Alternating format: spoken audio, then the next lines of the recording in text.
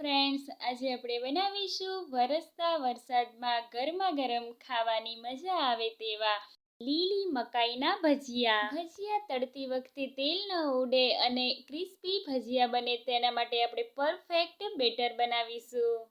તો ચાલો રેસીપી શરૂ કરીએ.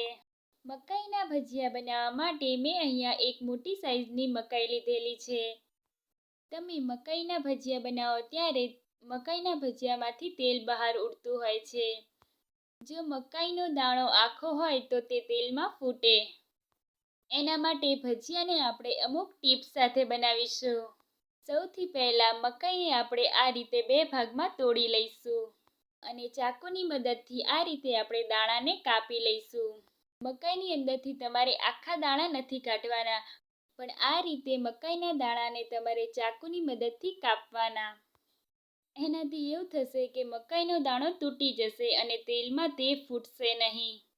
અહીંયા મેં 1.5 નંગ જેટલી મકાઈ લીધેલી છે. તેના મેં આખા દાણા રાખ્યા છે. અને અહીંયા મેં 1 નંગ જેટલી મકાઈ લીધેલી છે. તેને આ રીતે ખમણીની મદદથી ખમણી લઈશું.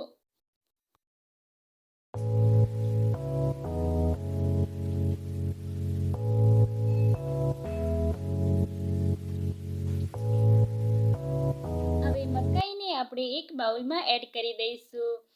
ત્યારબાદ આપણે તેમાં 2 કપ જેટલો ચણાનો લોટ એડ કરીશું. ભજીયાની ક્રિસ્પી બનાવવા માટે અડધો કપ જેટલો ચોખાનો લોટ એડ કરીશું. હવે અહીંયા મેં 2 મીડિયમ સાઇઝની ડુંગળીને ચોપ કરીને લીધેલી છે.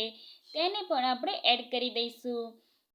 સાથે આદુ અને મરચાંની પેસ્ટ એડ કરી દઈશું. હવે મસાલામાં અડધી ટીસ્પૂન મરી પાવડર, અડધી ટીસ્પૂન હળદર પાવડર, 1/2 ટીસ્પૂન લાલ મરચું પાવડર, 1/4 ટીસ્પૂન જેટલી હિંગ એડ કરીશું. સાથે સ્વાદ પ્રમાણે મીઠું નાખીશું.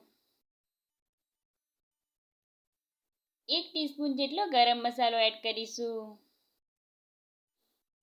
સાથે ભજીયાને ચટપટો સ્વાદ દેવા માટે 1 ટીસ્પૂન જેટલો ચાટ મસાલો એડ કરીશું અને બધી જ વસ્તુને આ રીતે હાથેથી મિક્સ કરી લઈશું. હવે મેં અહીંયા અડધો કપ જેટલું પાણી લીધેલું છે.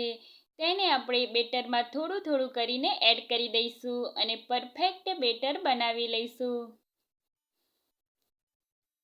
ભજીયાનું બેટર બનાવતી વખતે એક સાથે પાણી નથી ઉમેરવાનું, નહીં તો ચણાના લોટના ગાંઠા પડી જશે.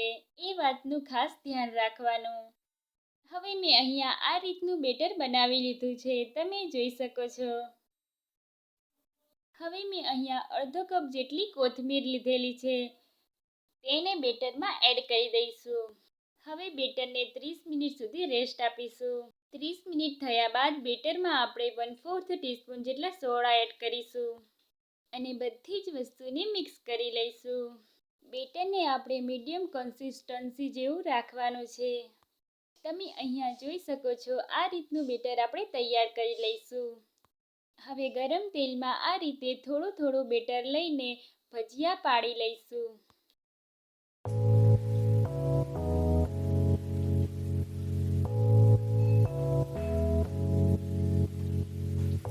તો તમે જોઈ શકો છો, મેં અહીંયા તેલમાં ભજીયા ઉમેરી દીધા છે. હવે શરૂઆતમાં ભજીયાને આપણે નથી ચલાવવાના. આ રીતે ભજીયા ઉપર આવી જાય ત્યારબાદ આપણે ભજીયાને બીજી સાઈડ્સમાં કરી લઈશું. તો તમે જોઈ શકો છો, ભજીયા આપણા બનીને તૈયાર છે. હવે તેને આપણે તેલમાંથી કાઢી લઈશું. તો તૈયાર છે આપણા એકદમ ક્રિસ્પી મકાઈના ભજીયા. ફરી મળીએ નવી રેસીપી સાથે.